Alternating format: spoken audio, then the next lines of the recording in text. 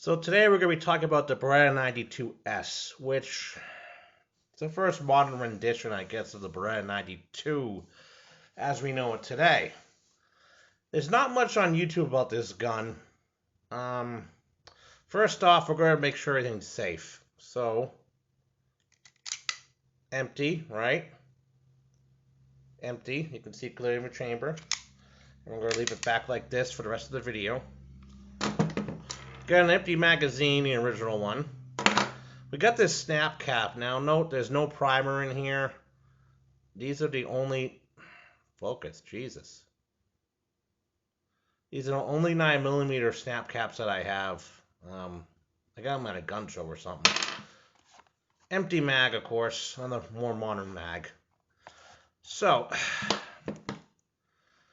these Beretta 92Ss were brought in from the Italian state police, as far as I could tell, as a trade. Not as a trade. More as a import. These are the import marks on it. There's a serial number somewhere. I didn't cover it up. You have the manual of arms. You have your typical Beretta takedown lever is the same. You got a single side safety decocker, just like how any other Beretta would be. There are some minor changes with this gun. There's other videos about it. I'm not going to go into huge detail about it. You still got your drawbar right here and all that. Generally, it looks almost the same as a Beretta 92 from the 80s or a pre-92 FS, but with a couple differences. First of all, you got this release here. Now, this release here, it's all right. You know, I can live with it. It's not that big of a deal. You got this here, falls out. The magazine does fall freely when empty with this release. I'm not going to demonstrate that. What's good about this release are two things. One, it's not the typical European style heel release that we see on some guns from this era. And it's a little bit easier to kind of not accidentally bump. Modern Beretta 92 magazines, and this one's a brand new one out of the box I got from Midway, have this cut in it. So you got some compatibility with modern Beretta 92 15-round magazines. Probably pre-ban also. Other Beretta 92 magazines, like the 18 rounds and all that, that doesn't work on this. The other thing is you got the safety decocker is much different. It's not ambidextrous. The other issue is the grips. These, of course, are Pachmayr, new old stock. I got them really cheap. I mean, $15. Signature model, new in the box. What these do is wrap around the gun and give checkering all around the gun. Originally, this came with the Beretta style panel grips that we're used to on Beretta 92s. However, the whole back of the gun, the back strap, the front of the grip,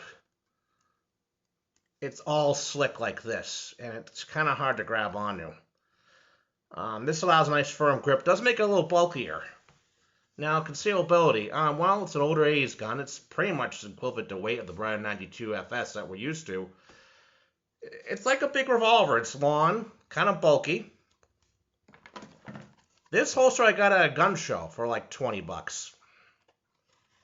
All nice broken in leather. It's a Golden Goodrich holster, which was a Gal's Police House brand, but it says B92F on it.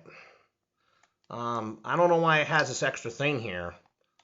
I guess you could, in theory, carry it like this, but Beretta 92s weren't really designed or encouraged to be carried like that. But it's not too bad. It's pretty light for a 15-round gun of its time. The grip, believe it or not, is a little more, and this is probably, of course, there's some different sizing on the grip compared to, say, a modern Beretta 92. But the size of the grip, even without this, it's pretty slim for a 15 rounds, I mean, for its time. I can see why this gun was loved by many. Now, the problems with this gun. Well, there really aren't any problems with this gun, so to speak. A lot of aftermarket accessories are compatible with it. This is all stock. The only issue you get into, holsters will work with it too for the most part, are these sights. And if it would focus, it'll show you. It's really kind of hard to see. I'll use my pointer here to show you. Yeah, man. These are the sights. Now, it's a typical blade type sight from the 1970s and 80s before we had Novak sights and other type modern sights of the era. I could deal with this and I could find this sight pretty easily, but I shoot a lot of older guns. That being said, the MSRP of this gun was about $400 or so at the pawn shop, which I stay away from now because it really encourages impulse buys of guns that I really probably don't need. The reason why I got this gun, not because of Die Hard, not because of that. I want a Beretta 92 in my collection, but they're just super expensive, even the old ones. I mean, there's quality control issues with the new ones apparently, and it's like anything else. Like kind of like car guys or car women, people in the cars. They'll be like, well, you know, I like the 1985 GM pickup truck, best pickup truck ever made. And then somebody will say, well, 1985 is better. And then somebody will say 2005 is better. And then somebody will say, oh, no, you gotta get a new one, best thing ever. And it goes back and forth, doesn't get anywhere. That being said, I wouldn't recommend this gun. If you have money lying around, you want one because of the Hero release. This did make it in some 80s movies before the Beretta 92 FS came along, especially with Die Hard. But Spencer for Hire carried this gun, similar to this. The big issue is this gun on our sights. I've painted it, and I had to like strip out the bluing and do this, and it really kind of doesn't look that good. The sights are hard to pick up. Now, for a defensive gun, realistically, depends what you're doing. And people are gonna argue with me about this, but you want some type of sight that's visible for what you're trying to do.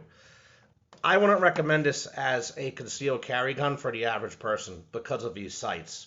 I could actually see okay with them. I'm looking down them right now. I could actually see all right.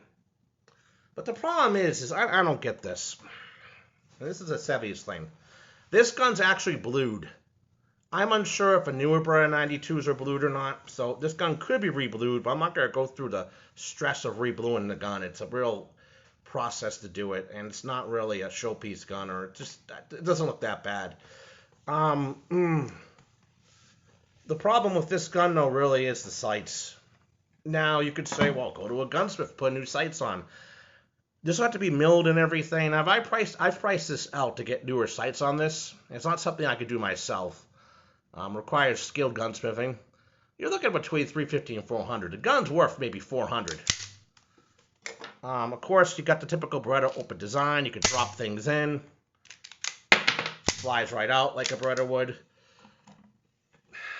If you're into the Beretta type double action, single action stuff, and you really don't want to buy a 6906 or 5906 third gen, that's not something you're into, I honestly would seriously take a look at the Girsan Regard series.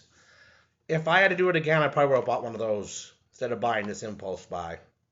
Because the sights, they're okay. I mean, for close and defensive work, they're fine. And believe it or not, at the range, they're okay. But I just really can't recommend this gun. It's not the typical Beretta 92 FS that you may have seen if you were in the military or on TV shows, the typical dot sights where you can basically head this gun to anybody. And you have the fixed barrel.